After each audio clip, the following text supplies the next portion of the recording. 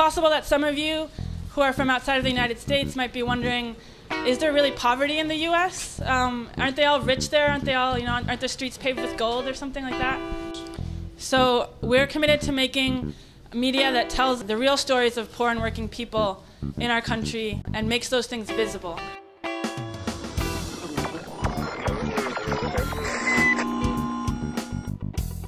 There's two histories of organizing that we come from. One is the call of the Zapatistas to create an independent media for the global war against neoliberalism. The other tradition comes from the last years of Martin Luther King's work. In his last years before he was assassinated, Martin Luther King was creating a poor people's campaign that was bringing together people from different races in the U.S. We are tired of working full-time jobs for part-time income.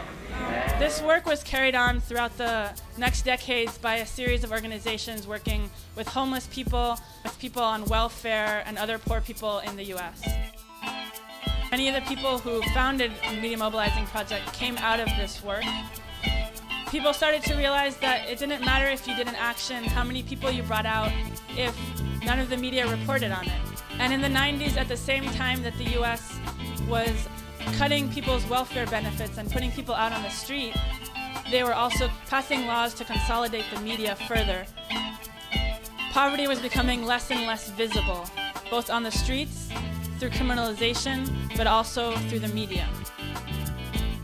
The first maybe experience that brought about the organization was a campaign with workers at Walmart. Organizers from what would become MMP conducted audio interviews with workers on their lunch breaks in cars in the parking lot outside of the store.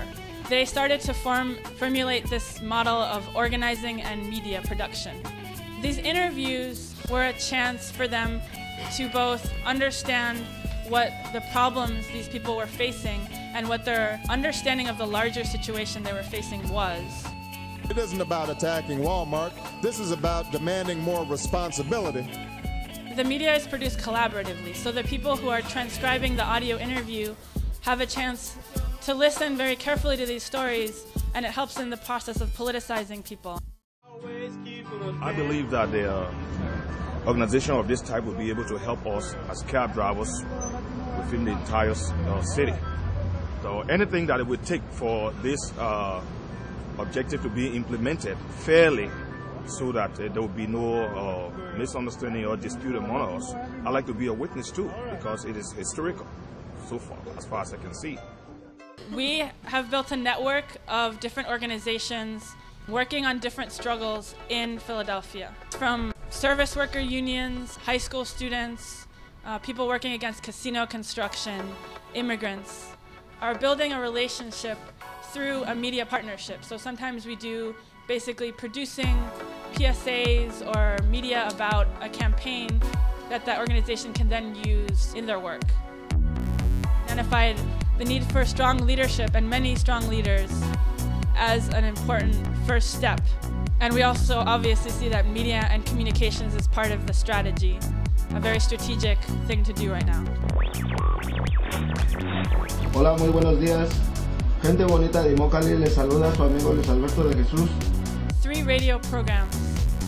A Spanish language program, one show that's produced by high school students who are organizing for a better education, one that's produced by a group of labor leaders and other people about labor issues in the city, where we're training several people who have never done television before. We also have a blog that many people contribute to with different types of news, personal reflection.